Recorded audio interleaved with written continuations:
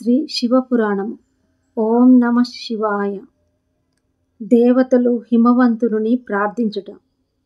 బ్రహ్మ నారదుడితో ఈ విధముగా చెప్పడం ప్రారంభించాడు. సనకాది మునులు ఆదేశించినట్లుగా మేనకను హిమవంతునికిచ్చి వివాహము జరిపించారు. హిమవంతుడు మేనకతో కలిసి ఇంటికొచ్చి సుఖముగా జీవిస్తున్నాడు. ఇలా ఉండగా ఒకరోజు శ్రీహరి బ్రహ్మాది దేవతలను తీసుకొని హిమవంతుని దగ్గరికి వచ్చాడు. హిమవంతుడు వారందరినీ చూసి ఆనందించి ప్రేమతో ఎదురు వెళ్ళి నమస్కరించి, ఈరోజు నా జన్మ సఫలమైనది. నా భార్య బంధువులందరూ ధన్యులయ్యారు. ఈరోజు వీరందరూ కలిసి ఇక్కడికి రావడం ఆశ్చర్యంగా ఉన్నది. నేను చేయవలసిన కార్యాన్ని ఆజ్ఞాపించండని వినయముగా విన్నవించుకున్నాడు. హిమవంతుని భక్తికి దేవతలందా ఆనందించి, హిమవంత, నీకు హితాన్ని కలిగించే మాటలను చెప్తాం, శ్రద్ధగా విను. జగదాంబ పూర్వజన్మలో సతీదేవిగా జన్మించి రుద్రుణ్ణి వివాహమాడినది. దక్షయజ్ఞంలో ఆమె యజ్ఞగుండంలోకి దూకి ఆత్మాహుతి చేసుకున్నది. ఈ విషయాన్ని లోక విఖ్యాతమైనది. ఆ సతీదేవి తిరిగి నీ ఇంట్లో జన్మిస్తే దేవతలకి లోకానికి శుభం కలుగుతుంది. ఈ విషయాన్ని నీకు తెలియజేయడానికి వచ్చామని దేవతలు చెప్పగానే హిమవంతుడు చాలా ఆనందించాడు. దేవాది దేవ, మీరు చెప్పినట్టు జరిగితే నేను చాలా అదృష్టవంతుడినవుతానని వేడుకున్నాడు. దేవతలు హిమవంతుని కలిసి జగదాంబను స్తుతించారు. వారి ప్రార్థనను మన్నించిన జగదాంబ ప్రత్యక్షమై, బ్రహ్మాది దేవతలారా, శ్రీహరి నేను చెప్పేది శ్రద్ధగా వినండి. నేను మీ యందు ప్రసన్నురాలై ఉన్నాను. మీరందరూ మీ స్వగృహాలకు వెళ్ళి సుఖంగా ఉండండి. నేను మేనకకు కుమార్తెగా జన్మించి మహేశ్వరుణ్ణి భార్యనవుతాను. ఇది అత్యంత రహస్యమైనది. శివలీలలు చాలా విచిత్రమైనవి. రుద్రుణ్ణి ఆనందపరచడానికి మానవ జన్మ ఎత్తి వివాహమాడతాను అని చెప్పి జగదాంబ దేవతలందరూ చూస్తుండగానే అదృశ్యమైపోయినది. దేవతలంతా జగదాంబకు మ్రొక్కి వారు కూడా తిరిగి వెళ్ళిపోయారు. మేనక హిమవంతులు బ్రహ్మదేవుని ఉపదేశాన్ని అనుసరించి తపస్సు చేయడం ప్రారంభించారు. బ్రాహ్మణులకు దాన ధర్మాలు చేస్తున్నారు. సంతానం కలగాలని పరమేశ్వరుణ్ణి ప్రార్థిస్తున్నారు. ఈ విధముగా వారు 11 సంవత్సరములు తపమాచరించారు. మేనక భక్తికి మెచ్చుకున్న ఉమాదేవి ప్రత్యక్షమై, మేనక, నీవు ఏ కోరికతో నన్ను ఆరాధిస్తున్నావో అవన్నీ తీరుతాయని జగదాంబ పలుకగానే మేనక హిమవంతులు జగదాంబను స్తుతించారు. దేవి, నీవు నాకు కుమార్తెగా జన్మించి రుద్రుణ్ణి వివాహమాడాలని ప్రార్థించారు. హిమవంత, నేను నీవు కోరినట్లుగానే నీ కుమార్తెగా జన్మించి దేవతలందరూ ఆనందించేటట్టుగా వారి కార్యాన్ని సాధిస్తాను అని పలికి ఆమె అంతర్ధానమైపోయినది.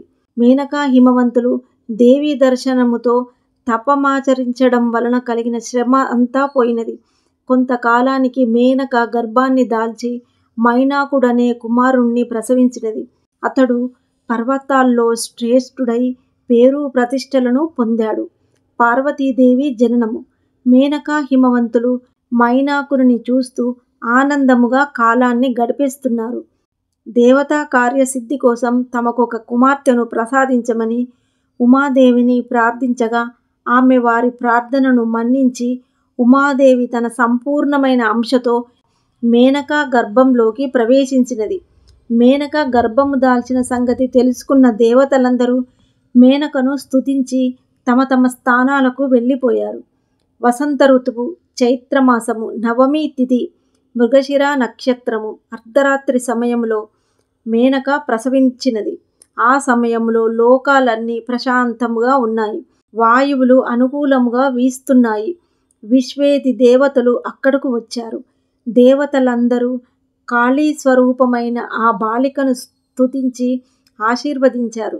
దేవతలు వెళ్ళిన తరువాత మేనక నల్ల కలువలలో సమానమైన కాంతితో ప్రకాశిస్తున్న బాలికను చూడగానే జ్ఞానోదయమై జగదాంబగా గుర్తించి సంతుష్టురాలైనది. జగదాంబ, నాయందు ప్రసన్నురాలివై నా కుమార్తెగా సాక్షాత్కరించమని వేడుకొన్నది. మేనక, నేను మానవ కన్యగా జన్మించిన దేవకార్యాన్ని సాధించడానికి అవతరించాను. మీ దంపతులు నన్ను పుత్రికాభావముతో సేవించి తరించండని చెప్పి జగదాంబ బాలికా రూపంలో ఉండిపోయినది. అప్పుడే జన్మించిన బాలికలాగా చేష్టలు చేయడం ప్రారంభించినది. పార్వతీదేవి జాతకము. ఈ విధముగా బాలిక దినదిన ప్రవర్ధమానమవుతుండగా ఒకరోజు నారదుడు హిమవంతుని ఇంటికి వచ్చాడు. ఇతర మహర్షులు కూడా అక్కడికి వచ్చారు. ఆ బాలిక సౌందర్యాన్ని చూసి కాళీ అని నామకరణము చేశారు. కాళీ గంగాజరి వలె దినదిన ప్రవర్ధమానమై హిమవంతుని కుటుంబానికి కీర్తి ప్రతిష్టలను తీసుకొని వస్తుండడం వలన కాళీని ముద్దుగా పార్వతి అని కూడా పిలుస్తున్నారు. పార్వతి బాల్యంలోనే తపమాచరించడానికి సిద్ధమవుతుండగా విద్యాభ్యాసానికి సమయం ఆసన్నమైంది. అందువలన హిమవంతుడు శ్రేష్టమైన గురువుని నియమించి పార్వతీదేవికి విద్యాభ్యాసం చేయించడం ప్రారంభించాడు. పార్వతి ఏకాగ్రత చిత్తముతో విద్యను అభ్యాసించడంతో సమస్త విద్యలు ఆమెకు కరతలామలకం అయ్యాయి. శివుని ప్రేరణతో నారదుడు ఒకనాడు హిమవంతుని ఇంటికి వచ్చాడు. అతడు నారదుని సత్కరించి ఉచితాసనము పైన కూర్చోబెట్టాడు. మునీశ్వర, నీవు సర్వజ్ఞుడవు. పార్వతీదేవి యొక్క జన్మకుండలిలోని గుణాలను, దోషాలను చెప్పమని వేడుకొన్నాడు. నారదుడు పార్వతీ యొక్క రూపరేఖ లావణ్యాదులను చూసి ఈ విధముగా చెప్పడం ప్రారంభించాడు హిమవంతుడికి. పర్వతరాజా, ఈమె శరీరములోని సర్వ అవయవాలు శుభలక్షణములు కలిగి ఉన్నాయి. ఈమె భర్తకు సమస్త సుఖాలను అందివ్వగలదు. తల్లిదండ్రులకు కీర్తి ప్రతిష్టలను తెస్తుంది. ఈమె చేతిలోని రేఖ ప్రకారము ఈమె భర్త సన్యాసి, నిర్గుణుడు, నిష్కాముడు. అతనికి తల్లిదండ్రులు లేరు. అతడు అమంగళకరమైన వస్త్రధారణను చేస్తూ ఉంటాడని నారదుడు చెప్పగానే మేనక, హిమవంతులు దుఃఖములో మునిగిపోయారు. పార్వతి మాత్రం నారదుని మాటల్లో పరమార్థాన్ని గ్రహించి చాలా ఆనందంగా ఉంది. మునీశ్వర, నీ మాటలను వింటుంటే మాకు చాలా బాధగా ఉంది. కావున నా కుమార్తెను ఈ కష్టాల నుండి రక్షించే ఉపాయాన్ని చెప్పమని దీనంగా వేడుకున్నారు. గిరిరాజా, నా మాటలను విను. ఎప్పుడూ అబద్ధము కావు. చేతి రేఖలు కూడా అబద్ధాన్ని చెప్పవు. నీకు నేనొక ఉపాయాన్ని చెప్తాను, విను. నీ కుమార్తెను శివునికిచ్చి వివాహము చేయి. ఈమెకు ఎటువంటి కష్టము రాదు. శివుడికి ఇష్టసఖి అవుతుంది. నారదుడు చెప్పగానే హిమవంతుడు విచారగ్రస్తుడై, నారద, మహాదేవుడు సమస్తాన్ని పరిత్యజించి నిత్యము తపస్సు చేసుకుంటూ ఉంటాడు. దేవతలు కూడా ఆయన దృష్టిలో పడలేరు. ధ్యానంలో ఉన్న పరమేశ్వరుణ్ణి బ్రహ్మదేవుడు కూడా మరల్చలేడు. అటువంటి శంభుడు ధ్యానాన్ని విడిచిపెట్టి వివాహం ఎలా చేసుకుంటాడు? ఈ విషయంలో నాకు సందేహంగా ఉంది అని హిమవంతుడు పలికాడు. హిమవంత, ఈ పార్వతి పూర్వజన్మలో దక్షుని కుమార్తె సతీదేవి. ఈమె దక్షయజ్ఞములో జరిగిన అవమానాన్ని భరించలేక శరీరాన్ని త్యాగం చేసుకొని తిరిగి నీ ఇంట్లో పార్వతిగా జన్మించినది. ఆమె సాక్షాత్తు జగదాంబాయే. ఈమె శంకరుని భార్య, అందులో సందేహం లేదు. నారదుడు చెప్పగానే పార్వతి సిగ్గుపడి తల వంచుకుంది. హిమవంతుడు తన సింహాసనం నుండి లేచాడు. నారదుడు తిరిగి స్వర్గానికి ప్రయాణమయ్యాడు. హిమవంతుడు ఆనందముతో అంతఃపురంలోకి వెళ్ళిపోయాడు. పార్వతీదేవి స్వప్న వృత్తాంతము. హిమవంతుడు మేనక అంతఃపురానికి చేరుకున్నాడు. ఆమె భర్తని చూసి, ప్రభు, నారదుడు చెప్పిన విషయాలన్నీ తెలుసుకున్నాను. కన్యను సౌందర్యవంతుడికిచ్చి వివాహం చేయాలి. అందువలన గిరిజకు తగిన వరుణ్ణి చూసి వివాహం చేయాలంటూ హిమవంతుని పాదాలకు నమస్కరించినది. దేవి, నేను యథార్థాన్ని చెబుతున్నాను. జాగ్రత్తగా విను. మునీశ్వరుల మాటలెప్పుడూ అసత్యములు కావు. నీవు గిరిజయందు అత్యంత ప్రేమ ఉంటే పరమేశ్వరుని గురించి తపస్సు చేయి. ఆ పరమేశ్వరుడు నీ యందు ప్రసన్నుడైతే మన కుమార్తెను వివాహం చేసుకుంటాడు. అదే విధముగా నారదుడు చెప్పినట్లు శివుడి దగ్గర ఉన్న అమంగళకరమైన వస్తువులన్నీ మంగళకరమవుతాయి. అందువలన నీవు పార్వతికి శివభక్తిని ప్రబోధించు. ఆమె తపస్సు చేసే విధముగా చూడమని చెప్పి హిమవంతుడు తన మందిరంలోకి వెళ్ళిపోయాడు. భర్త మాటలు విన్న మేనక ప్రసన్నురాలైంది. పార్వతికి శివభక్తిని ఉపదేశించి తపమాచరించే విధంగా ప్రబోధించాలని బయలుదేరింది. పార్వతి సుకుమారమైన శరీరాన్ని చూసి తపస్సు చేయమని ఏ విధముగా చెప్పాలా అని బాధపడుతుంది. ఆమెకు కన్నీటి బిందువులు రాలుతున్నాయి. పార్వతి తల్లి బాధను కనిపెట్టినది. ఆమె తల్లి దగ్గరకొచ్చి, అమ్మా బాధపడకు, నారదుడు చెప్పిన లక్షణాలు కలిగిన యోగీశ్వరుడు మన నగరానికి చివరి భాగంలోకి వచ్చినట్టు నాకు కలలో కనబడినది. ఆ స్వామి నాకు కలలో శివుణ్ణి ప్రసన్నం చేసుకోవడానికి తగిన ఉపాయాన్ని ఉపదేశించాడు. అందువలన నేను తపమాచరించడానికి అనుమతి ఇవ్వాలని పార్వతి తల్లిని వేడుకున్నది. మేనక వెంటనే భర్తకి కబురు పంపినది. హిమవంతుడు అంతఃపురములోకి ప్రవేశించి మేనక చెప్పిన వృత్తాంతాన్ని విని ఎంతో సంతోషించాడు. మేనక, నాకు కూడా క్రితం రాత్రి ఒక కల వచ్చినది. అందులో నారదుడు చెప్పినట్లు శివుడి లక్షణాలు కలిగిన ఒక యోగీశ్వరుడు నా రాజ్యములోకి వచ్చాడు. నేను గౌరీని తీసుకొని ఆ యోగీశ్వరుడి వద్దకు వెళ్ళాను. నా కుమార్తెకు ఉపదేశము చేయమని ప్రార్థించాను. ఆయన నా మాట వినలేదు. మునీశ్వరుడితో పార్వతీకి వాదోపవాదాలు, వేదాంతపరమైన చర్చలు జరిగాయి. చివరికి పార్వతి ఆయన్ని సేవించుకుంటూ అక్కడే ఉండిపోయినది. అందువలన ఈ స్వప్న ఫలితం ఏ విధంగా ఉంటుందో వేచి చూద్దామని చెప్పి హిమవంతుడు పార్వతీ మేనకలకు సమాధానపరిచాడు. పార్వతి పరమేశ్వరుని సేవించుట. పరమేశ్వరుడు హిమాలయాల్లో గంగానది తీరంలో తపస్సు చేసుకుంటున్నాడు. ఒక రోజున హిమవంతుడు తమ కుమార్తె పార్వతిని తీసుకొని శివుడి దగ్గరికి వెళ్ళాడు. దేవదేవ, మహేశ, కరుణాకర, శంకర, నీ చరణాలను ఆశ్రయించి వచ్చాను. మహేశ్వర, ఈ లోకంలో ఆపదలను పోగొట్టేవాడివి.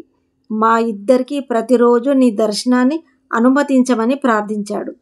హిమవంతుడి ప్రార్థనను విన్న మహేశ్వరుడు తన ధ్యానాన్ని చాలించి కళ్ళు తెరిచాడు. కొంతసేపు ఆలోచించి, గిరిరాజా, హిమవంత, నీవు నీ కుమార్తెను ఇంటి దగ్గర ఉంచి నీవు ఒక్కడివే ప్రతిరోజు నా దర్శనానికి రమ్మని ఆదేశించాడు శివుడు. ఈ మాట విన్న హిమవంతుడు ఆశ్చర్యపోయి, ప్రభు, ఏ కారణం చేత నా కుమార్తెను నీ దగ్గరకు తీసుకురావద్దని అంటున్నారు? ఈమెకి మిమ్మల్ని సేవించుకునే అర్హత లేదా అని వినయంగా అడిగినాడు. మహేశ్వరుడు చిరునవ్వు నవ్వి, శైలరాజా, నీ కుమార్తె సౌందర్య రాశి, అందువలనే ఈమెను ఇక్కడికి తీసుకురావద్దని అంటున్నాను. స్త్రీ మాయారూపి అని వేదాంత వేద్యులు చెబుతూ ఉంటారు. ముఖ్యంగా యువతులు తపస్సుకి విఘ్నాన్ని కలిగిస్తుంటారు. అందువలన వద్దన్నాను అని చెప్పి మౌనంగా ఉండిపోయాడు శివుడు. శంభుని నిరాశపూరితమైన మాటలు విన్న హిమవంతుడు దుఃఖంలో కృంగిపోయాడు. పార్వతీ పరమేశ్వరుడికి నమస్కరించి ఈ విధముగా ప్రార్థించినది. ప్రభు, మనం వింటున్నది, తింటున్నది, చూస్తున్నది, తాకుచున్నది అంతా ప్రకృతియే అవుతుంది. అందువలన ప్రకృతి మిథ్యే అనే వాదం పనికిరాదు. పరమేశ్వర, మీరు కూడా ప్రకృతి కంటే భిన్నులు కారు. ఒకవేళ మీరు భిన్నులు అనుకుంటే ఈ సృష్టి చేయడాన్ని మానివేయాలి. స్త్రీలు ప్రకృతి స్వరూపాలు. నీవు నాకంటే శక్తివంతుడవైతే నా వల్ల నీకు భయం లేదు. పార్వతి శివుడితో పలికినది. శివుడు పార్వతి మాటలు విని చిరునవ్వు నవ్వి, పార్వతి, నీవు సంఖ్యాశాస్త్ర ప్రకారము వాదించావు. నీ వాదనకు నేను ఆనందించాను. కావున నీవు నిత్యము నా దర్శనాన్ని చేసుకోవచ్చును. అందుకు నిషేధమేమీ లేదు. పార్వతితో చెప్పి, గిరిరాజా, నేను నీ సుందరమైన శిఖరాలపైన తపస్సు చేయాలని కోరుకుంటున్నాను. నీ అనుమతి లేకుండా ఎవ్వరూ అక్కడ తపస్సు చేయలేరు. అందువలన నీ అనుమతి కావాలని పరమేశ్వరుడు హిమవంతుణ్ణి కోరాడు. మహాదేవా, ఈ జగత్తంతా నీది, నేను మిమ్మల్ని అనుమతించడమా అని పలికి శంకరుణ్ణి అనుమతి తీసుకొని ఇంటికి వెళ్ళిపోయాడు. మరుసటి రోజు నుంచి కాళీ తన చెలికత్తెలతో కలిసి శివుణ్ణి సేవించడానికి వస్తుంది. నిత్యము శివుడి పాదాలను కడిగి పాదతీర్థాన్ని తీసుకొని శుభ్రమైన వస్త్రాలతో పాదాలను ఒత్తేది. షోడశోపచారాలను స్వయముగా తానే చేసేది. నృత్యము చేసి సంకీర్తనలను పాడేది. శివుడికి పూజ కోసం కుశలు, దర్భలు తానే తీసుకొచ్చేది. ఈ విధముగా శివుణ్ణి ఆరాధిస్తున్న పరమేశ్వరుడు ఏమాత్రము చలించలేదు. పార్వతిలోని అహంకారం ఎప్పుడు నశిస్తుందా అని పరమేశ్వరుడు ఎదురు చూస్తున్నాడు. పార్వతి తన అందముతో పరమేశ్వరుణ్ణి లొంగదీసుకోవాలని అనుకుంటుంది. కానీ తన తపస్సులోని భావాలను ఏమాత్రము బయటపడకుండా జాగ్రత్తలు తీసుకుంటూ పరమేశ్వరుణ్ణి సేవించుకుంటుంది. ఇంద్రాది దేవతలు మన్మధుణ్ణి ప్రేరేపించుట. ఈ విధముగా పరమేశ్వరుడు తపస్సు చేస్తుండగా ఒక రోజున ఇంద్రాది దేవతలు బ్రహ్మను సమీపించి ఈ విధముగా ప్రార్థించారు. ప్రభు, మీరే మాకు శరణు. మాకు చక్కని ఉపాయం చెప్పాలి. మేమందరము తారకాసురుడనే అగ్నిలో పడి మలమల మాడుతున్నాము. విష్ణువు సుదర్శనము కూడా తారకాసురుడిని ఏమీ చేయలేకపోయినది.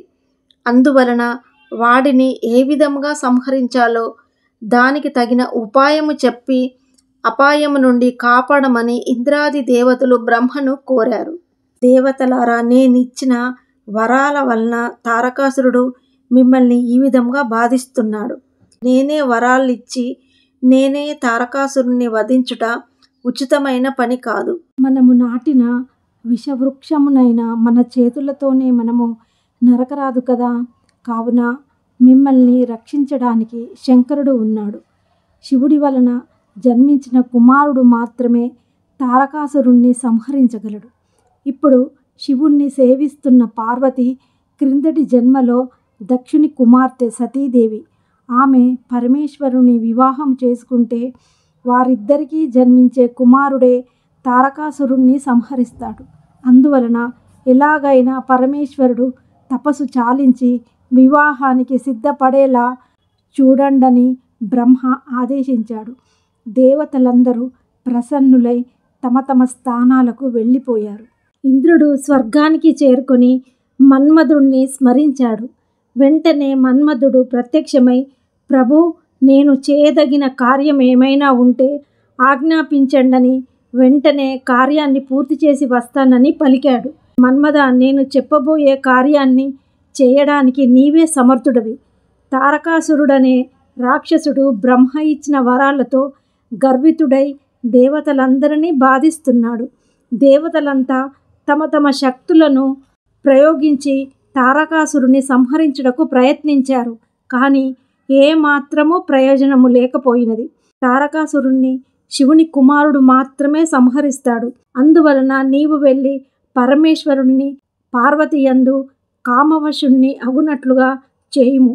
శివపార్వతుల వివాహము వలన దేవతల కష్టాలన్నీ తీరుతాయని ఇంద్రుడు చెప్పగానే మన్మధుడు ఉత్సాహముగా ఈ కార్యాన్ని నేను పూర్తి చేస్తాను, ఇందులో సందేహం లేదని చెప్పి తనతో పాటు రతీదేవిని వసంతుణ్ణి తీసుకొని బయలుదేరాడు. మన్మధుడు శివుడి తపస్సు చేసుకునే ప్రదేశానికి చేరుకొని ధ్యానములో ఉన్న పరమేశ్వరుని చూశాడు. మన్మధుడు సమయం చూసి తన బాణాన్ని వదిలాడు.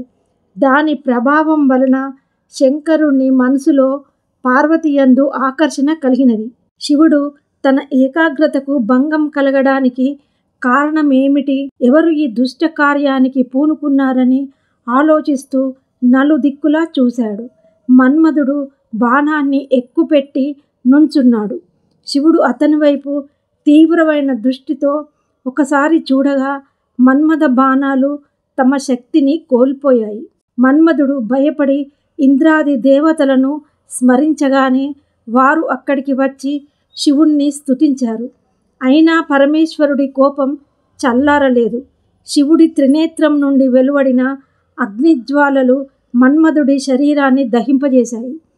పరమేశ్వర, క్షమించమని మన్మధుడు ఎంత వేడుకున్నా శంకరుడికి దయ కలగలేదు.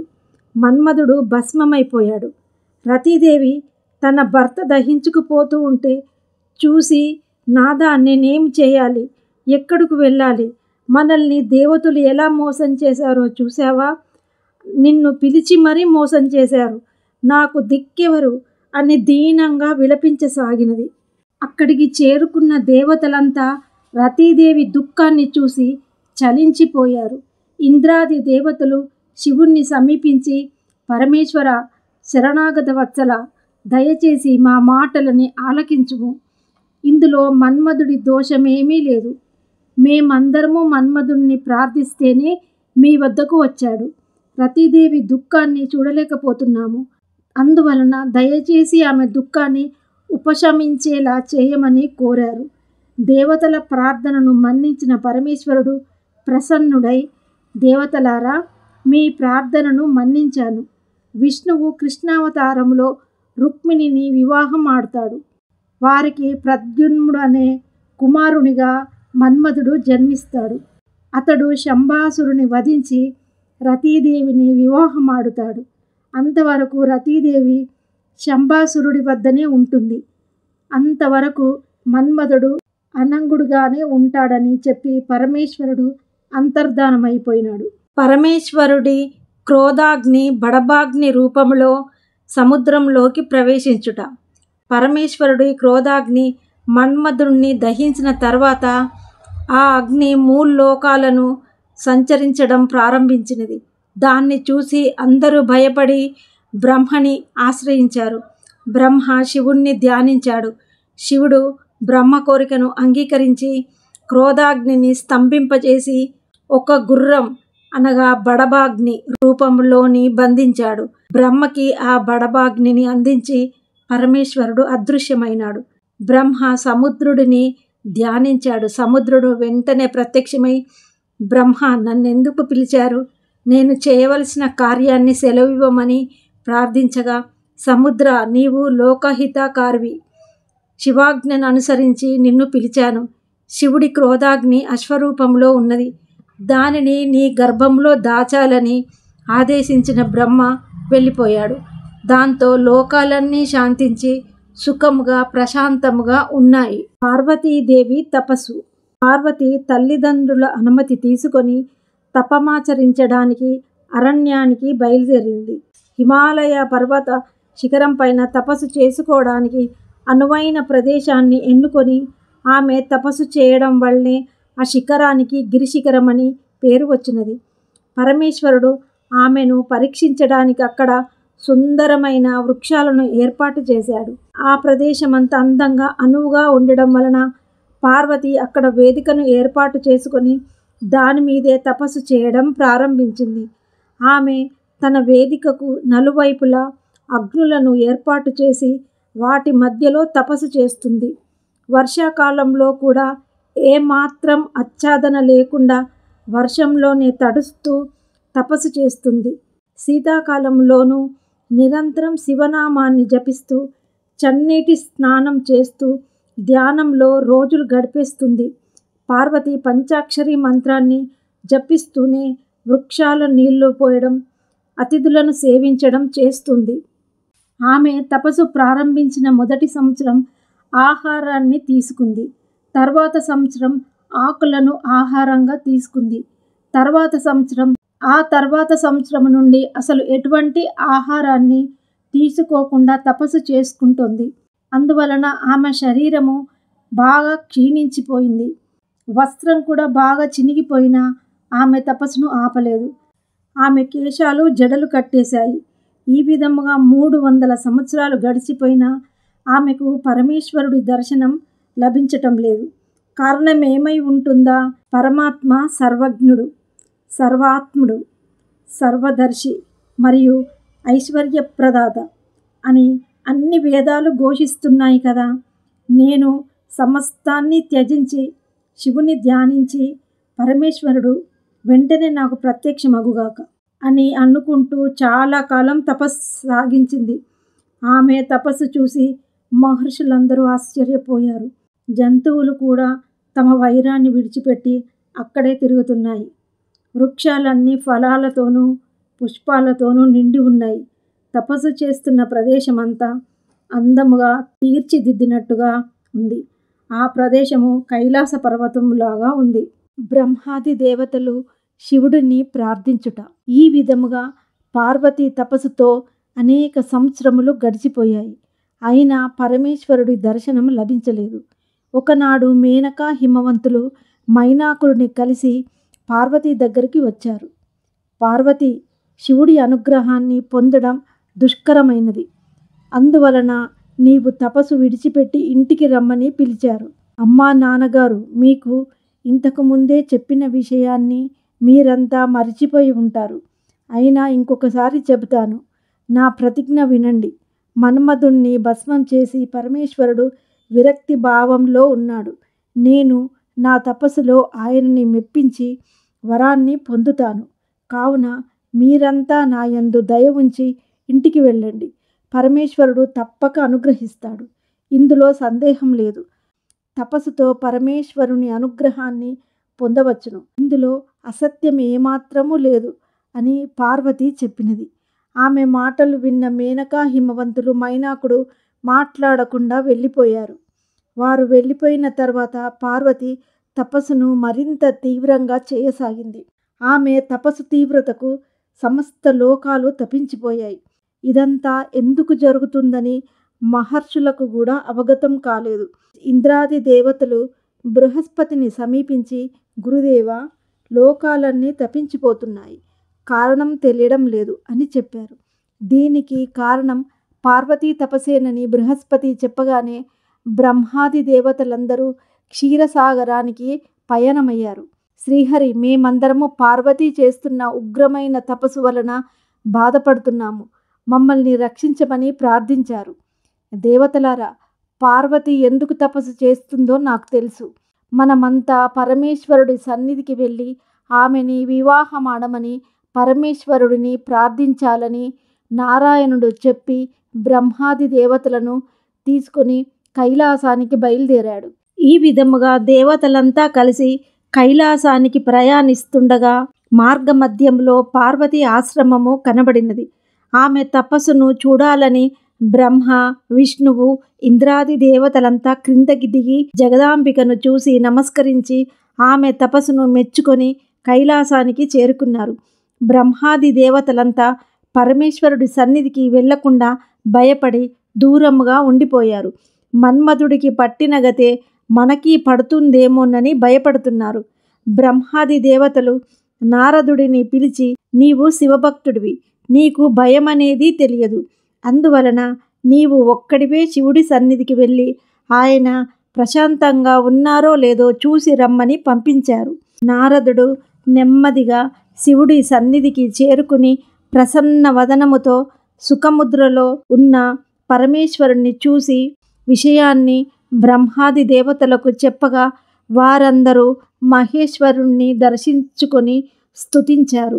ప్రభు, దేవతలు, మునీశ్వరులు అనేకమైన కష్టాలు అనుభవిస్తూ మీ శరణు కోరి వచ్చారు. అందువలన వారిని ఉద్ధరించవలసిందిగా వేడుకుంటున్నామని నందీశ్వరుడు విన్నవించుకున్నాడు. నందీశ్వరుని ప్రార్థనను ఆలకించిన పరమేశ్వరుడు నెమ్మదిగా సమాధి స్థితి నుండి బయటకు వచ్చి కళ్ళు తెరిచి దేవతలను చూసి, బ్రహ్మాది దేవతలారా, మీరంతా కలిసి ఎందుకు నా దగ్గరికి వచ్చారో ఆ విషయాన్ని తెలియబరచమని ప్రశ్నించాడు.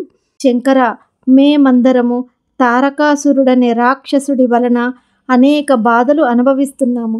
మీకు జన్మించిన కుమారుడు తప్ప ఇతరులెవ్వరూ అతన్ని సంహరించలేరు. అందువలన నీవు పార్వతి వివాహమాడి మమ్మల్ని రక్షించమని ప్రార్థించారు. దేవతలారా, కామం వలన క్రోధం కలుగుతుంది, క్రోధం వలన మోహం కలుగుతుంది, మోహం వలన తపస్సు నశిస్తుంది. అందువలన నేను మోహాన్ని విడిచిపెట్టి తపమాచరిస్తున్నాను. కావున ఎట్టి పరిస్థితుల్లోనూ పార్వతిని వివాహమాడలేనని శంకరుడు చెప్పాడు. వెంటనే శ్రీహరి మహేశ్వరుడికి నిష్కామ ధర్మాన్ని ప్రబోధించాడు. పరమేశ్వరుడు ఒక్క క్షణం కళ్ళు మూసుకొని మనసులో ఆలోచించసాగాడు.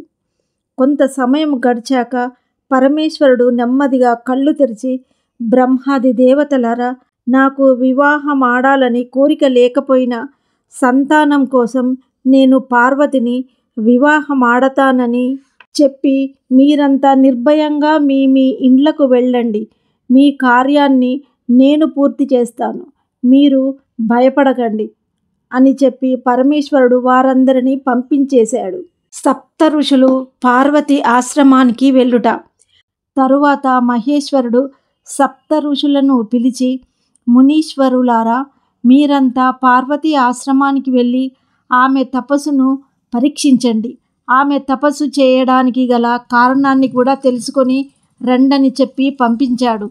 మహేశ్వరుని ఆజ్ఞను శిరసావహించి సప్త ఋషులు గౌరీ శిఖరానికి చేరుకున్నారు. జగన్మాత పార్వతి కాంతిపుంజంలా ఉంది. వారంతా ఆమెను మనసులోనే నమస్కరించుకొని, దేవి గిరిజానందిని, నీవెందుకు తపస్సు చేస్తున్నావో మాకు తెలుసు. అయినా నీ నుంచి వినాలని అడుగుతున్నాము. ఏ కోరికతో, ఏ దైవాన్ని గురించి తపస్సు చేస్తున్నావని ప్రశ్నించారు. మహర్షులారా, దేవర్షి నారదుడు ఉపదేశాన్ని అనుసరించి భగవంతుడైన రుద్రుణ్ణి భర్తగా పొందాలనే కోరికతో తపస్సు చేస్తున్నాను. కరుణామయుడైన శంకరుడే నా కోరికను తీర్చగలడు. వినయంగా సమాధానమిచ్చింది పార్వతి. ఆమె మాటలు విన్న మునీశ్వరులు చిరునవ్వుతో ఈ విధముగా మిథ్యావచనాలు పలికారు. నారదుడు కపటం కలవాడు.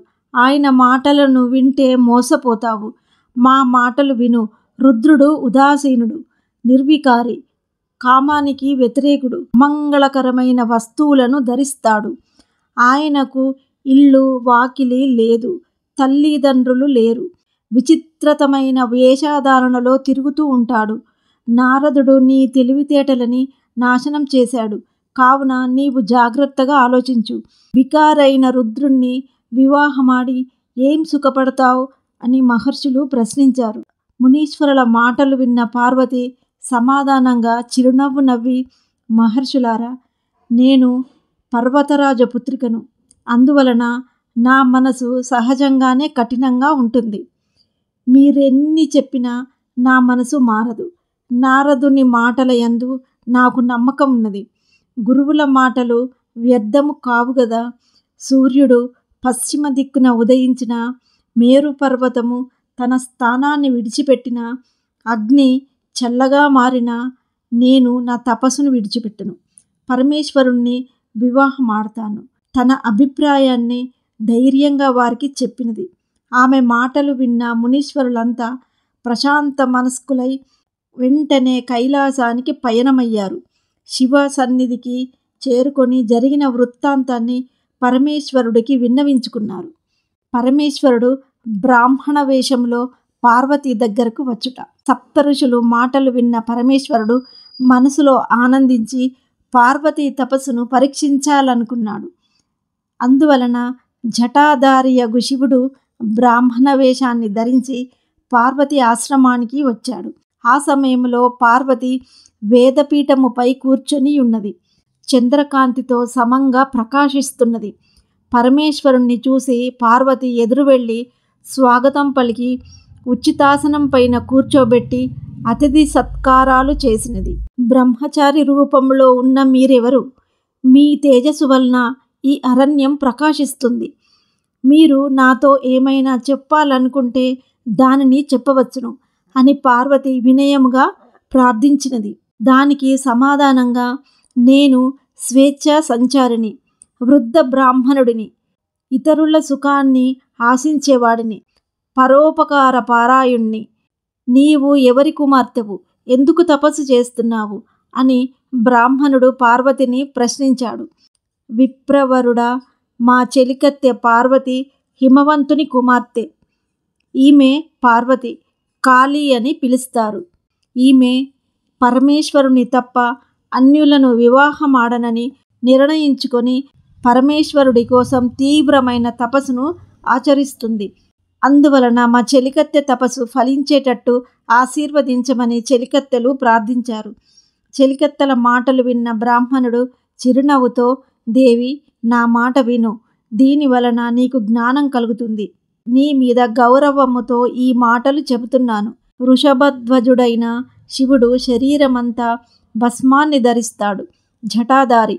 అతడు విషాన్ని త్రాగడం వలన అతని దేహమంతా విషపూరితమైంది. శివుడు భుజించకూడని పదార్థాలను భుజిస్తాడు. అతడు జన్మించిన వివరాలు కానీ, తల్లిదండ్రుల వివరాలు కానీ, నివసించే ప్రదేశము కానీ ఎవరికీ తెలియదు. అతని చుట్టూ భూత, ప్రేత, పిశాచాలు ఉంటాయి. ఆయనకి 2 చేతులు కావు, 10 చేతులు ఉంటాయి. అటువంటి పరమేశ్వరుణ్ణి వివాహమాడాలని నీవెందుకు అనుకుంటున్నావో నాకు అర్థం కావడం లేదు అని బ్రాహ్మణుడు పలకగానే పార్వతి ఈ విధముగా సమాధానమిచ్చినది. బ్రాహ్మణుడా, నీవు నాకు చెప్పదగిన వాడవు కాదు. ఇంతవరకు నీవు చెప్పిందంతా నాకు తెలుసు. అయినా నీకు తెలియని విషయం ఒకటి నేను చెప్తాను, విను. పరమేశ్వరుడు అవసరాన్ని బట్టి అద్భుతమైన లీలలను ప్రదర్శిస్తూ విచిత్రమైన వేషధారణ వేస్తూ ఉంటాడు. నిజానికి ఆయన పరబ్రహ్మ, పరమాత్మ స్వరూపుడు, నిర్గుణ స్వరూపుడు. తనకిష్టమైన రూపాన్ని ధరిస్తాడు. సమస్త గుణాలకి, సమస్త విద్యలకి ఆధారభూతుడు. కావున ఆయనకి విద్యలతో పనేమిటి? పరమేశ్వర స్వరూపాన్ని సంపూర్ణంగా అవగతం చేసుకొని నేను తపసాచరిస్తున్నాను. నాకు ఇతర దైవాలతో పని లేదు. నాకు శివుడే పరమేశ్వరుడు. దీనులను అనుగ్రహించే పరమేశ్వరుడిని పొందడమే నా అభిమతమని చెప్పి మౌనముగా ఉండిపోయినది. ఈ విధంగా కొద్ది సమయం గడిచాక, సఖి, ఈ బ్రాహ్మణుడిని తిరిగి మాట్లాడకుండా ఆపుచేయండి. శివనింద చేయడానికే ఇతడు వచ్చాడు.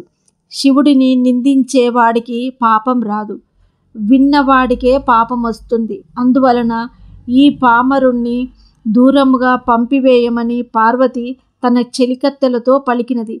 ఆమె మాటలు విన్న వెంటనే పరమేశ్వరుడు తన నిజస్వరూపాన్ని చూపి పార్వతీ చేతులను పట్టుకోగా ఆమె సిగ్గుతో శివుడి నుండి చేతులను విడిపించుకొని పక్కకి తొలగి, ప్రియా, నన్ను విడిచి నీవెక్కడికి వెడతావు? నేను నిన్ను ఎన్నటికీ విడిచిపెట్టను. నీయందు ప్రసన్నుడై ఉన్నాను. కావలసిన వరాన్ని కోరుకోమని శివుడు ఆజ్ఞాపించాడు. దేవాది దేవుడైన పరమేశ్వరుడు మాటలు విన్న పార్వతి సంతోష సాగరములో మునిగిపోయినది. అందువలన తపస్సు వలన కలిగిన శ్రమంతా తొలగిపోయినది. దేవేశ్వర స్వామి, క్రిందటి జన్మలో మీరు నా కోసం దక్షయజ్ఞాన్ని ధ్వంసం చేసిన విషయాన్ని నేను మర్చిపోగలనా? ఈ జన్మలో కూడా మీరు నన్ను వివాహమాడి లోకానికి కీర్తి కలిగేలా అనుగ్రహించండి. నా తండ్రి హిమవంతుడి దగ్గరికి వెళ్ళి మన వివాహానికి అనుమతిని తీసుకోమని వేడుకొని ఆయనకు నమస్కరించి మౌనముగా నిలబడింది పార్వతి. పరమేశ్వరుడు పార్వతిని ఆశీర్వదించి అంతర్ధానమైనాడు. పరమేశ్వరుడు హిమవంతుని ఇంట నాట్యాచారునిగా ప్రవేశించుట. శివుడు వెళ్ళిపోయాక పార్వతి తన చెలికత్తెలతో ఇంటికి బయలుదేరింది. ఈ వార్త మేనక హిమవంతులకు తెలిసి ఆనందముతో ఎదురు వెళ్ళి కౌగిలించుకొని ముద్దాడి ఇంటికి తీసుకొచ్చారు. విషయాన్ని తెలుసుకున్న నగరవాసులంతా వచ్చి పార్వతిని అభినందించి వెళ్ళారు. ఆమె వలన తమ వంశానికి కీర్తి ప్రతిష్టలు లభించాయని కుల పెద్దలు అభినందించారు. దేవతలంతా విమానాల్లో వచ్చి పార్వతిపై పూల వర్షాన్ని కురిపించారు. హిమవంతుడు గంగా నదిలో స్నానం చేయడానికి వెళ్ళాడు.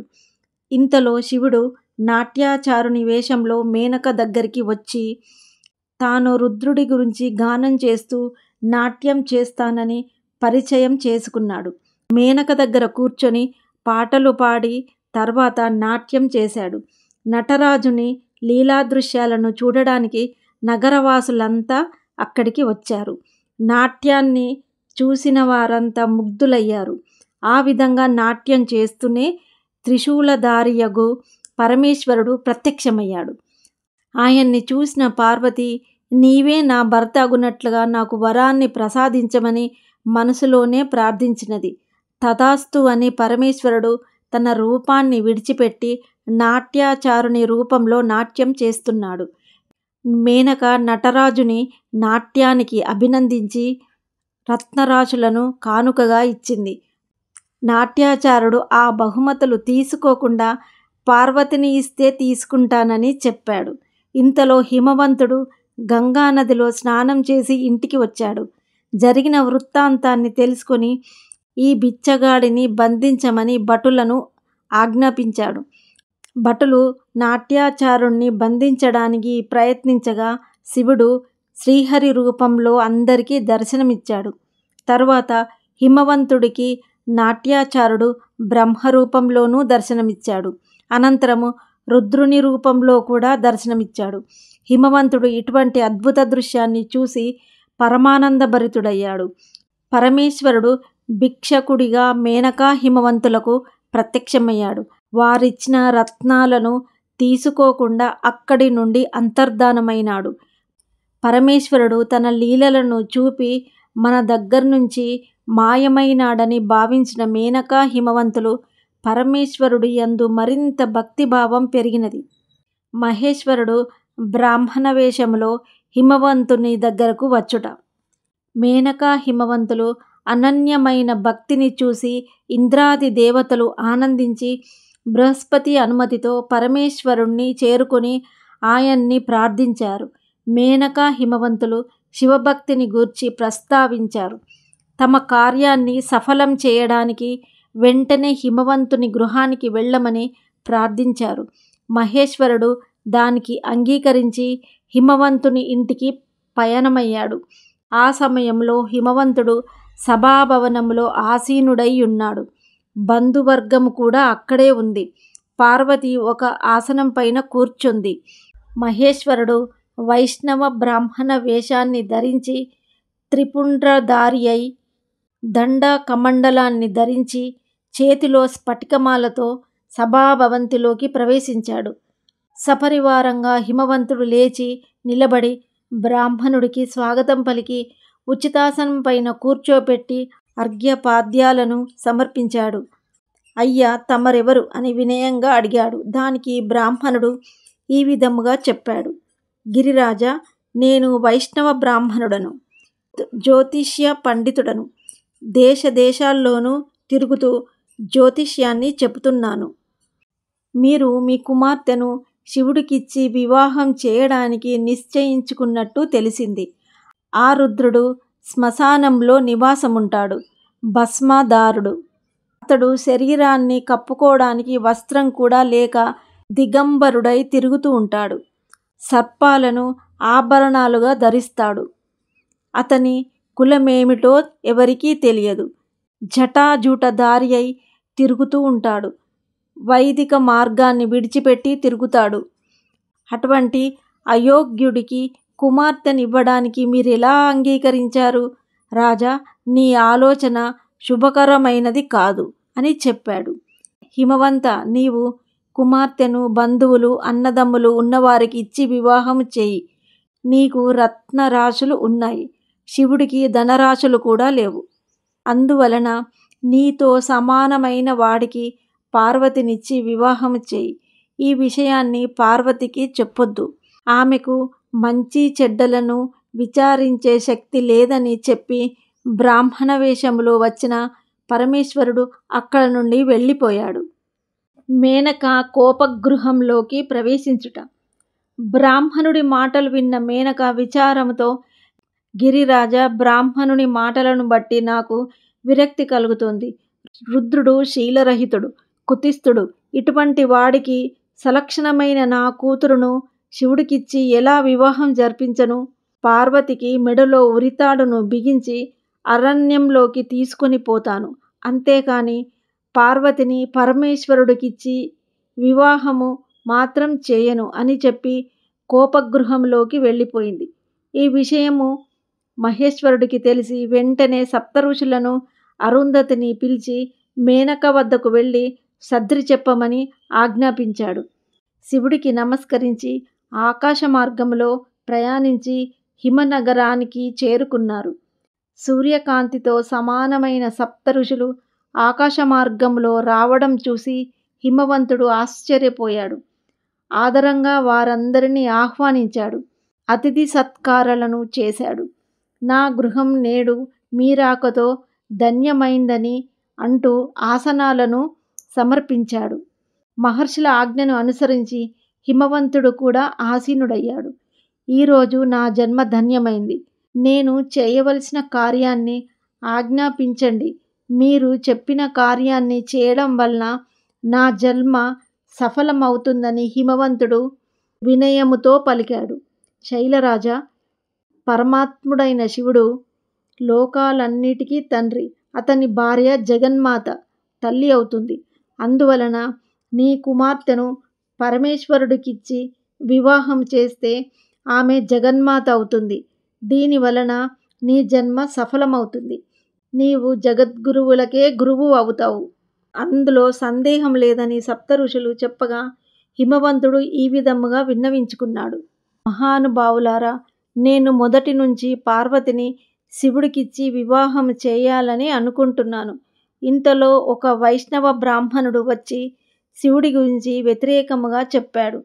అప్పటి నుంచి మేనకాకి జ్ఞానం నశించింది. పార్వతిని రుద్రునికిచ్చి వివాహం చేయడం తగదని భీష్మించుకుంది. భిక్షకుడైన పరమేశ్వరుడికి నా కుమార్తెను ఇవ్వడము నిజంగా నాక్కూడా ఇష్టం లేదని చెప్పి హిమవంతుడు మౌనముగా ఉన్నాడు. మహేశ్వరుడి మాయా విశేషాలను తలుచుకొని సప్తఋషులు మనసులో ఆనందిస్తూ అరుంధతిని పిలిచి మేనకను ఊరడించమని చెప్పి పంపించారు. వారి ఆజ్ఞానుసారము మేనక కోపగృహంలోకి చేరుకుంది అరుంధతి. అక్కడ మేనక పడుకొని దుఃఖిస్తుంది. ఆమె ప్రక్కనే పార్వతి విచారవదనంతో కూర్చొని ఉంది. అరుంధతి కూడా వారి ప్రక్కన కూర్చొని ప్రేమగా మాట్లాడి ఊరడించసాగింది. మేనక, నేను అరుంధతిని వచ్చాను. నన్ను సప్త ఋషులు పంపించారని చెప్పగానే మేనక వెంటనే లేచి నిలబడి ఆమెకి నమస్కరించి పాదాభివందనం చేసినది. ఈరోజు నా జన్మ ధన్యమైంది. అమ్మా, ఇక్కడికి నీవెందుకు వచ్చావు? నేను నా కుమార్తె నీకు దాసులం. మమ్మల్ని అనుగ్రహించమని మేనక వేడుకొన్నది. అరుంధతి మేనకను దగ్గరకు తీసుకొని సప్తఋషుల వద్దకు తీసుకెళ్ళింది. సప్తఋషులు ప్రసన్నమైన వదనముతో వారి యోగక్షేమాలను అడిగి, శైలేంద్ర, శుభకరమైన మా మాటలను విను. పార్వతీ పరమేశ్వరులకు వివాహాన్ని జరిపించి మీరు రుద్రుడికి అత్తమామలు అవ్వండని చెప్పారు. మహేశ్వరుడు ఎవరినీ యాచించలేదు. తారకాసురుణ్ణి సంహరించడానికి తగిన కుమారుని కోసం దేవతలు పరమేశ్వరుణ్ణి ఆశ్రయించారు. అటువంటి సంతానాన్ని పొందడానికి పరమేశ్వరుడు వివాహానికి అంగీకరించాడు. ఆ సమయంలో పార్వతి పరమేశ్వరుడిని వివాహమాడడానికి తపస్సు చేసినది. అందువలనే మీరు వారిద్దరి వివాహానికి వెంటనే అంగీకరించమని ఆదేశించారు మహర్షులు. మహర్షులారా, మోహంతో గాని, భయంతో గాని, లోభంతో గాని అయోగ్యుడైన వానికి కుమార్తెనిచ్చి వివాహము జరిపిస్తే నరకం లభిస్తుందని పెద్దలు చెప్పారు కదా. అందువలననే అయోగ్యుడైన శివుడికి నా కుమార్తెను ఇచ్చి వివాహము చేయను అని హిమవంతుడు వినయంగా సమాధానమిచ్చాడు. రాజా, గృహస్థుడు తన కుమార్తెను రాజ్యంలోనూ సంపదలోనూ విరాజిల్లే పురుషుడికి ఇచ్చి వివాహం జరిపించాలి. కానీ దీనులు దుఃఖితులైన వారికిచ్చి వివాహం జరిపిస్తే తండ్రికి కుమార్తెను సంహరించిన పాపం లభిస్తుందని చెప్పాడు. శివుడు కష్టాలను అనుభవిస్తున్నాడని ఎవరు చెప్పారు? కుబేరుడు శంకరుడికి కింకరుడు. అతని కనుబొమ్మల లీలా విశేషముతో సృష్టి జరుగుతోంది, వినాశనం జరుగుతోంది. పరమేశ్వరుడు శక్తి నీకు తెలియదు. అందువలన నీవు పార్వతీ పరమేశ్వరులకు వివాహము జరిపించు. లేకపోతే బలవంతంగానైనా వారికి వివాహం జరిగి తీరుతుంది. పార్వతికి పరమేశ్వరుడు ఈ వరాన్ని ప్రసాదించాడు. ఈశ్వరుని ప్రతిజ్ఞ ఎన్నటికీ భంగం కాదు. మహర్షులే పరమేశ్వరుని ఆజ్ఞను అతిక్రమించలేరు. అయినా ఆయన ప్రతిజ్ఞను ధిక్కరించే శక్తి ఎవరికుంది అని వశిష్ఠుడు హిమవంతుణ్ణి ప్రశ్నించాడు. పద్మ పిప్పలాదుల వివాహము. ఈ సమయంలో నీకొక కథ చెప్తాను వినమని వశిష్ఠుడు ఈ విధముగా చెప్పాడు. ప్రాచీన కాలంలో ఇంద్ర సావరణి వంశంలో మందారణ్యుడు అనే రాజు ఉండేవాడు. అతని కుమారుడు అనరణ్యుడు. అతనికి 5 భార్యలు, 10 మంది కొడుకులు, ఒకగానొక కుమార్తె. ఆమె అపురూప సౌందర్యవతి. పిప్పలాదుడనే మహర్షి పద్మావతిని చూసి మోహించి తిన్నగా రాజు వద్దకు వచ్చి, నీ కుమార్తెను ఇచ్చి వివాహము చేయి, లేకుంటే నీ రాజ్యాన్ని భస్మం చేస్తానని చెప్పాడు. మహర్షి మాటలు విన్న అనరణ్యుడు భయపడి బంధుమిత్రులను పిలిచి అడిగాడు, రాజా, నీ రాజ్యము సప్తద్వీప పర్యంతమైనది. ఇంతటి విశాలమైన రాజ్యాన్ని నీ కుమార్తె కోసం భస్మం చేయడము న్యాయం కాదు. అందువలన నీ కుమార్తెను పిప్పలాదుడికి ఇచ్చి వివాహము చేయమని అందరూ అనరణ్యుడికి చెప్పారు. రాజు ప్రజల మాటను తలదాల్చి వారిద్దరి వివాహాన్ని జరిపించాడు. పద్మావతి తాను మహర్షికి భార్య అవ్వడాన్ని ఎంతో అదృష్టంగా భావించినది. భక్తి శ్రద్ధలతో పిప్పలాదుడికి సేవ చేస్తుంది. ఒక రోజున పద్మావతి స్నానం చేయడానికి నదీ తీరానికి వెళ్ళినది. అక్కడికి ధర్మదేవత రాజు వేషములో వచ్చి వివాహం చేసుకోమని అడిగాడు. ఆమె నయాన భయాన ధర్మదేవతను వారించింది. అయినా ధర్మదేవత బలవంతం చేయడానికి ప్రయత్నించాడు. నీవు క్రమక్రమంగా క్షీణించి నశించిపోతావని శపించినది. అప్పుడు ధర్మదేవత భయపడి తన నిజస్వరూపాన్ని ప్రదర్శించి శాపాన్ని ఉపసంహరించుకోమని ప్రార్థించింది. ధర్మదేవ, నీవెవరో తెలియక శపించాను. అయినా నా శాపం వ్యర్థం కాదు. అందువలన నీవు కృతయుగంలో 4 పాదాలతోనూ, త్రేతాయుగంలో 3 పాదాలతోనూ, ద్వాపర యుగంలో 2 పాదాలతోనూ, కలియుగంలో 1 పాదంతోనూ జీవిస్తావని చెప్పింది పద్మావతి. నీ నీతి నియమాలు నాకు బాగా నచ్చాయి. నీకు ఒక వరాన్ని ప్రసాదిస్తున్నాను, దాన్ని స్వీకరించుము. నీ భర్త యవ్వనవంతుడై మంచి సంతానాన్ని పొందుతావని చెప్పి అంతర్ధానమైంది ధర్మదేవత. తరువాత యవ్వనవంతుడైన పిప్పలాదుడితో పద్మావతి సుఖించి సత్సంతానంతో కలకాలం సుఖ సంతోషాలతో వర్ధిల్లినది. నీవు కూడా పార్వతిని పరమేశ్వరుడికి ఇచ్చి వివాహాన్ని జరిపిస్తే వారు కూడా ఇదే విధముగా సత్సంతానముతో సుఖ సంతోషాలతో వర్ధిల్లుతారని వశిష్ఠుడు చెప్పగానే మేనకా హిమవంతులు పార్వతీ పరమేశ్వరుల వివాహానికి అంగీకరించారు. పార్వతీ పరమేశ్వరుల కళ్యాణము. పార్వతి, భగవంతుడైన శివునికి సుఖాలను అందించగల దానవు. నీకు కళ్యాణమగుగాక. శుక్లపక్ష చంద్రుని వలె నీ గుణాలు అభివృద్ధి చెందునుగాక అని అరుంధతి సప్తఋషులు ఆశీర్వదించి కైలాసానికి చేరుకున్నారు. కైలాసములో పరమేశ్వరుణ్ణి దర్శించి, దేవదేవ, మహాదేవ, హిమవంతుడు పార్వతిని నీకిచ్చి వివాహము చేయడానికి అంగీకరించాడు. నీవు నీ పార్షదులను, దేవతలను తీసుకొని వివాహానికి రావలసిందిగా ఆహ్వానించడమైనది. వేదోక్త రీతిగా వివాహము జరిపించబడునని మహర్షులు విన్నవించుకున్నారు. వారి నివాసాలకు బయలుదేరారు. హిమవంతుడు బంధుగణాలను పిలిచాడు. గర్గ మహర్షిని ఆహ్వానించాడు. శివపార్వతుల వివాహానికి అందరి అనుమతి తీసుకొని గర్గుణ్ణి వివాహ పత్రికను వ్రాయమని ప్రార్థించగా అతని ప్రార్థనను మన్నించి గర్గుడు శుభలేఖను వ్రాశాడు. హిమవంతుడు ఆ లేఖను మైనాకుడికిచ్చి పరమేశ్వరుణ్ణి వివాహానికి ఆహ్వానించమని పంపించాడు. తండ్రి ఆజ్ఞ ప్రకారము మైనాకుడు శుభలేఖను తీసుకొని కైలాస పర్వతానికి వెళ్ళాడు. పరమేశ్వరుని ఆహ్వానించాడు. పరమేశ్వరుడు సంతోషముతో తన అంగీకారాన్ని తెలియపరిచాడు. మైనాకుడు శివుడి అనుమతిని తీసుకొని బయలుదేరాడు. శివుడు మనసులో నారదుణ్ణి స్మరించాడు. వెంటనే నారదుడు ప్రత్యక్షమై అభివాదము చేశాడు. నారద, పార్వతీ తపస్సుకు నేను మెచ్చుకుని ఆమెతో వివాహానికి అంగీకరించి వరాన్ని ప్రసాదించాను. నేటికి 7వ రోజున వివాహానికి ఏర్పాట్లు చేయబడింది. నీవు నా పక్షాన వెళ్ళి విష్ణువును, బ్రహ్మను, దేవతలందరినీ ఆహ్వానించమని పరమేశ్వరుడు ఆదేశించాడు.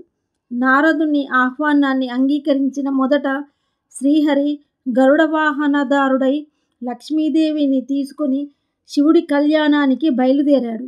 వెనకాల పారిషదులు అందరూ బయలుదేరారు. తరువాత బ్రహ్మ హంసవాహనాన్ని అధిష్ఠించి సరస్వతి, గాయత్రిని తీసుకొచ్చాడు. అనంతరం దేవేంద్రుడు దేవతలతో బయలుదేరి వచ్చారు. శివుడు దేవతలను, శివగణాలను తీసుకొని కైలాసగిరికి పయనమయ్యాడు. అతనితో బ్రాహ్మణులు, అత్రి, అగస్త్య, అరుణపాలుడు, ఉపమన్యుడు, కణ్వుడు, కౌత్సుడు మొదలైన మహర్షులు, వేదవ్యాసుడు తన శిష్యులను తీసుకొని బయలుదేరాడు. శివుని వివాహము చూడడానికి చండీ బయలుదేరినది. ఆమె వెనకాల భూతగణాలు బయలుదేరాయి. దేవతలు, శివగణాలు వెనక నడుస్తున్నారు. విష్ణువు, లక్ష్మీదేవి శివుని వెంట ఉన్నారు. బ్రహ్మ తన వాహనంపై వస్తున్నాడు. ఇంతమంది వెంటరాగా మహేశుడు పర్వతరాజు దగ్గరికి వెళ్ళాడు.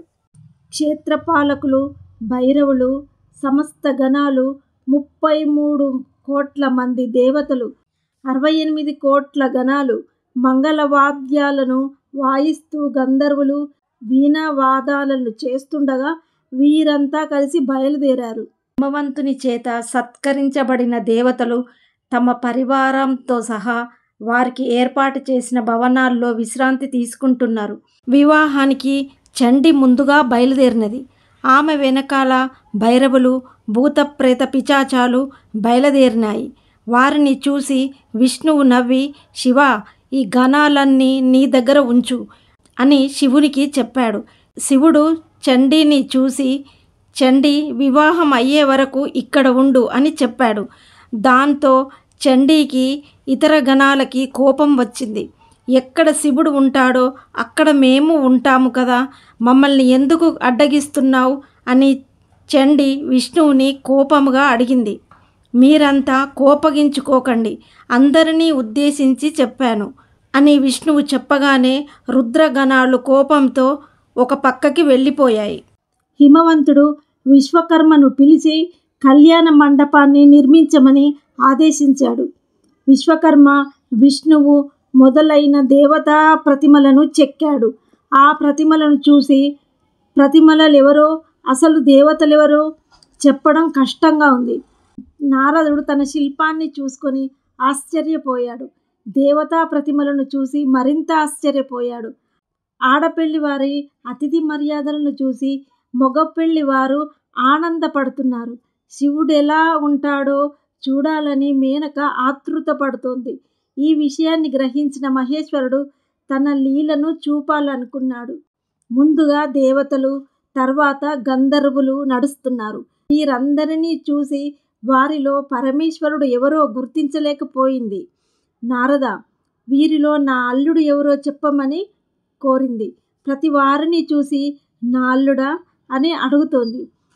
కాదని నారదుడు చెప్తూనే ఉన్నాడు. ఇంతలో మహేశ్వరుడు తన రూపాన్ని మార్చుకొని 5 ముఖాలు, 3 కళ్ళతో, విభూతితో, పుర్రెల మాలతో చాలా వికృతంగా మేనకకు కనబడ్డాడు.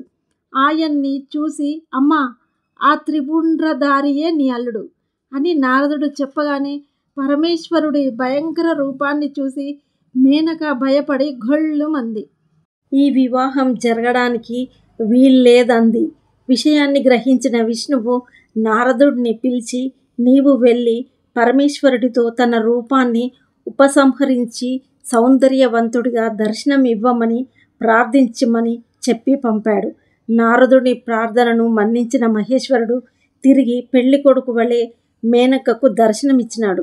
పరమేశ్వరుడు ఏకముఖంతో త్రినేత్రుడిగా మెడలో జాజిపూల దండను ధరించి పట్టు వస్త్రాలను కట్టుకొని శరీరమంతా శ్రీగంధం వంటి సుగంధ ద్రవ్యాలను రాసుకొని కుంకుమ తిలకాన్ని నుదుటకి ధరించి మేనకకు కనబడ్డాడు.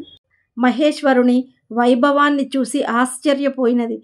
పార్వతి వర్ణించిన దానికంటే పరమశివుడు అందముగా ఉండడం చూసి మేనక ఆశ్చర్యపోయినది. ఇంతలో మహేశ్వరుణ్ణి పరిణయ వేదికకు తీసుకురావడానికి పర్వతాలన్నీ తమ భార్యలతో సహా అక్కడికి వచ్చారు. మేనక శివరూపాన్ని చూసి ఆనందముతో మంగళహారతి ఇచ్చి వివాహ మండపానికి తీసుకొచ్చినది. పార్వతి సర్వాలంకార భూషితురాలై కులదేవతను పూజించడానికి అంతఃపురం నుండి బయటకు వచ్చినది. ఆమె సౌందర్యానికి అందరూ ఆశ్చర్యపోయారు. కస్తూరి తిలకాన్ని ధరించి చిరునవ్వులు చిందిస్తూ శోభాయమానంగా ప్రకాశిస్తూ నెమ్మదిగా అడుగులు వేస్తూ కులదేవతను ఆరాధిస్తోంది. గర్గాచార్యులు మిగిలిన బ్రాహ్మణులను తీసుకొని పెళ్లి కుమారుణ్ణి ఆహ్వానించడానికి ఎదురు వెళ్ళారు. హిమవంతుడు శివుణ్ణి తీసుకొని వెళ్ళి మంగళ స్నానాలు చేయించి శ్రేష్టమైన వస్త్రాలను ధరింపజేశాడు. మహేశ్వరుడు నందివాహనముపై కళ్యాణ మండపానికి బయలుదేరినాడు. వేద మంత్రాలతో ఆశీర్వదిస్తూ పార్వతిని వేదిక మీదికి తీసుకువచ్చారు. గర్గుడి ఆజ్ఞ ప్రకారము హిమవంతుడు పాద్యాలను సమర్పించాడు. పార్వతి కులగోత్రాలను ప్రవర రూపంలో బ్రాహ్మణులు చదువుతున్నారు. శివుడి వైపు ప్రవర చదవడానికి మహేశ్వరుడి గోత్రాదులను చెప్పమన్నారు. ఇంతలో నారదుడు అక్కడికి వచ్చి ఆగకుండా వీణను వాయిస్తున్నాడు. ఆ ధ్వనికి ఇతర శబ్దాలు వినబడడం లేదు. హిమవంతుడు నారదుణ్ణి పిలిచి, నారద, వీణానాదాన్ని ఆపేస్తే మహేశ్వరుడి ప్రవర చదువుతారు అని ప్రార్థించాడు. హిమవంత, బ్రహ్మ విష్ణువులకే తెలియని మహేశ్వరుడి గోత్రాదులు ఎవరు చెప్పగలరు? శివుడికి ఒక్కరోజు గడిస్తే కోటి బ్రహ్మలు గతించిపోతారు. నిర్గుణ నిరాకార స్వరూపమైన శివుడి గోత్రనామాలు ఎలా తెలుస్తాయి? ఈ విషయాన్ని చెప్పడానికే వీణను వాయిస్తున్నాను. నీవు ఈ విషయాన్నే గ్రహించలేకపోయావు. ఇక శివతత్వాన్ని ఎలా తెలుసుకుంటావని నారదుడు ప్రశ్నించాడు. గర్గాది మహర్షులంతా సిగ్గుతో తలలు వంచుకున్నారు. ముహూర్తానికి కన్యాదాన కార్యక్రమాన్ని జరిపించగా దేవతలంతా పూల వర్షాన్ని కురిపించారు. మంగళ శాసనము. పార్వతీ పరమేశ్వరుల కళ్యాణము విన్నా చదివిన సకల శుభాలు చేకూరును. హరి ఓం. ఓం నమః శివాయ.